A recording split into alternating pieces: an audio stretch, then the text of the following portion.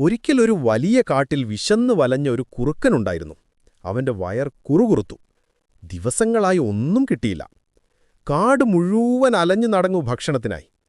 പെട്ടെന്നൊരു കുറ്റിച്ചെടിയുടെ പിന്നിൽ കൊഴുത്തുരുണ്ട ഒരു മുയലിനെ കണ്ടു. കുറുക്കന്റെ കണ്ണുകൾ തിളങ്ങി. ഇന്ന് വിശപ്പ് മാറും. കുറുക്കൻ പതുക്കെ പതുക്കെ മുയലിന്റെ അടുത്തേക്ക് നീങ്ങി. കാലുകൾ ശബ്ദമുണ്ടാക്കാതെ വെച്ചു. പക്ഷെ മുയൽ വളരെ മിടുക്കനായിരുന്നു. പെട്ടെന്ന് തിരിഞ്ഞു നോക്കിയപ്പോൾ കുറുക്കനെ കണ്ടു. ഓ, ഇനി എന്താ ചെയ്യേണ്ടത്? ഓടാൻ സമയമില്ല. കുറുക്കൻ വളരെ വേഗതയുള്ളവനാണ്. എന്നാൽ മുയലിന്റെ തലയിലൊരു നല്ല ആശയം വന്നു. മുയൽ ചിരിച്ചുകൊണ്ട് പറഞ്ഞു, അല്ലയോ കുറുക്കൻ രാജാവേ, അങ്ങ് എന്നെ പിടിക്കാൻ വന്നതാണോ? എന്തൊരു ഭാഗ്യം! ഞാൻ അങ്ങയെ തന്നെ തിരയുകയായിരുന്നു. കുറുക്കൻ അത്ഭുതപ്പെട്ടു. എന്താണീ മുയൽ പറയുന്നത്? എന്നെ തിരയുകയോ? എന്തിനാണ് നീ എന്നെ തിരഞ്ഞത്? കുറുക്കൻ ചോദിച്ചു. മുയൽ വളരെ ബുദ്ധിയോടെ പറഞ്ഞു, ഈ കാടിന്റെ അപ്പുറത്തും മറ്റൊരു വലിയ കുറുക്കൻ വന്നിട്ടുണ്ട്.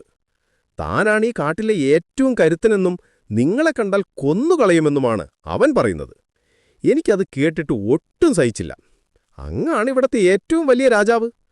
ഇത് കേട്ട കുറുക്കന് നല്ല ദേഷ്യം വന്നു. വാലുയർത്തി നിന്നു. എന്നേക്കാൾ കരുത്തനോ? അവൻ എവിടെയാണ്?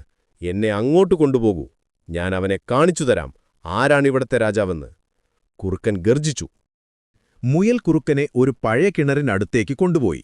ആ കിണർ വളരെ ആഴമുള്ളതായിരുന്നു. വെള്ളം തിളങ്ങി നിന്നിരുന്നു. മുയൽ പറഞ്ഞു, ദാ ഈ കോട്ടയ്ക്കുള്ളിലാണ് അവൻ ഒളിച്ചിരിക്കുന്നത്. അവൻ വളരെ ഭീരുവാണ്. അങ്ങയെ കണ്ടാൽ പേടിച്ച് ഒളിച്ചിരിക്കും. കുറുക്കൻ കിണറ്റിലേക്ക് കുനിഞ്ഞു നോക്കി. വെള്ളത്തിൽ സ്വന്തം നിഴൽ കണ്ടു. പക്ഷെ അത് മറ്റൊരു കുറുക്കനാണെന്ന് കരുതി. അവിടെയുണ്ടവൻ, എന്നെ നോക്കി നിൽക്കുന്നു. കുറുക്കൻ ദേഷ്യത്തോടെ ഉറക്കെ കുരച്ചു.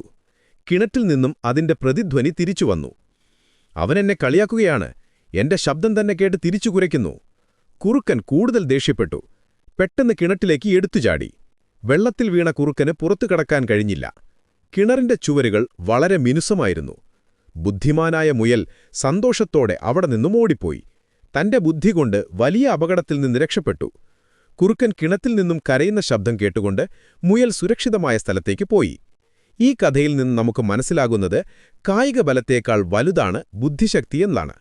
അപകടസമയത്ത് പരിഭ്രമിക്കാതെ ബുദ്ധിപൂർവ്വം ചിന്തിച്ചാൽ ഏതു വലിയ പ്രശ്നത്തിൽ നിന്നും രക്ഷപ്പെടാം.